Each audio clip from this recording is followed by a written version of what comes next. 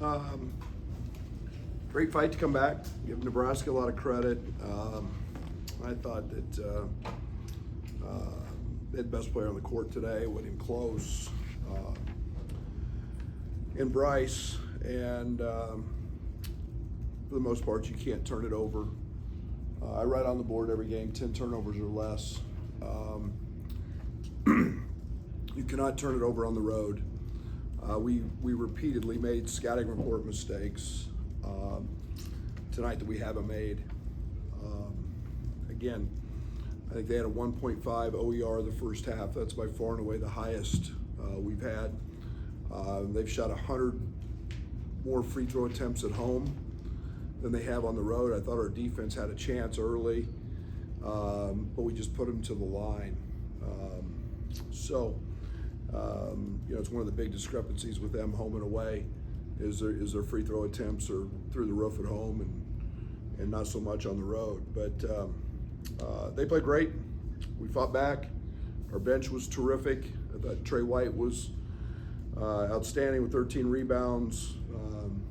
Without Tommy, we're really thin up front, and he picks up 2 fouls in 2 minutes. So we had to kind of slough our way through the first half with some really different lineups, but give them credit. Brad, you got caught in isolation a lot, only 7 assists tonight. What'd you make of the amount that your offense went to that, the step back shots and the results there? Yeah, it stunk. It's terrible. But that's part of the problem, not having Tommy. And that's one of the things that we've got to get figured out, because I have no idea when we get him back. But they do a good job. There's a reason they've beaten Purdue as much as they've beaten Purdue. They do a great job with their low holds, taking away post-ups. And when we did try to throw it to Merez on rolls, the results weren't great. So we told our team, you really can't throw them there. And it's their defensive scheme. But yeah, and then it's the same thing if you slip your guards, which we've been really good at. And there's a low hold there, and it's just it's just tough sledding, and it's why you take 53s, and we didn't make very many of them. With the turnovers, they've been kind of mostly unforced. Oh, absolutely. Tonight, their scouting report. Grow up. I don't know. I mean, I would like to have an explanation. I mean, we had 4 scouting report ones I know, where we told our guys you're not going to throw the baseline pass, and we continually tried to do that. But I don't know. Tonight was very uncharacteristic of us from a scouting report standpoint, making those turnovers. But you're not gonna beat anybody doing that. Brad, can you walk us through the decision to have Ben come back in on that final play of regulation, and instead of Dre seemed to be getting going a little bit? With what? With having Ben come in for that last shot versus having Dre remain out there at the end of regulation. Yeah, he's a gravity guy, and it was about the action we were running. They had 3 fouls to give. It was about setting the screen so they potentially couldn't switch. We have a counter for that. Those situations are really hard when you've got 3 fouls to give. And we probably should have went a little quicker on the first one. And Will was our hot hand. He got a good look. Shot that he can make. But again, it was had an opportunity we gave ourselves, and just then it was Bryce in overtime.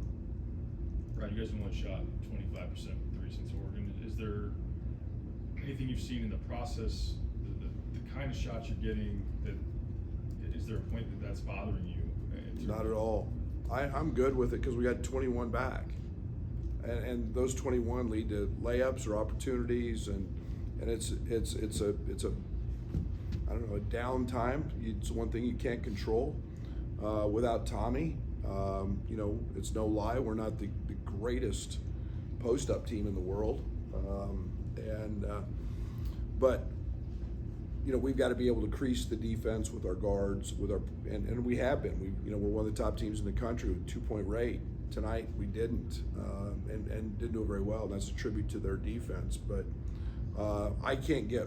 I mean, some of those were so open that you know, you weren't very good as a player, but you could have made some of those. And that's, believe me, I've heard. So I know how crappy a player you were. But so you could have made some of them. With the turnovers, I mean, big number, you know, but it seemed like there was always made a turnover in just the most ill-timed moment. Absolutely, 17 points off of them. 17 points off of them. I is that a question or is that a statement? I mean, just What do you want me to say to that? What did that do? And I mean, just you had some momentum building, and then you cough it up. What do you think it did? I mean, Not made me feel very good. That's not even a question. You're right. Yeah, we did. I can't help that. I mean, we've had a lot of games we haven't done that. When we're sharp mentally, we don't do that. Time for 2 more. Brad, you knew this team was going to be a process. When you envisioned how that would lay out, did you think there would still be this kind of January up and down, or how did you maybe see what that might look like? Well, I knew we're the youngest team in Power 4, so, or what, I don't even know what we call it anymore. But what is challenging is that we haven't had, so we've had 2 games without Kasparas. We're 3 now without Tommy. Tommy's played sick in 2 of them, and KJ's played 8 minutes in 1 of them. So it's nice when we have our pieces and would like to continue to grow. It is frustrating for me because I know where we can be and what we were getting to.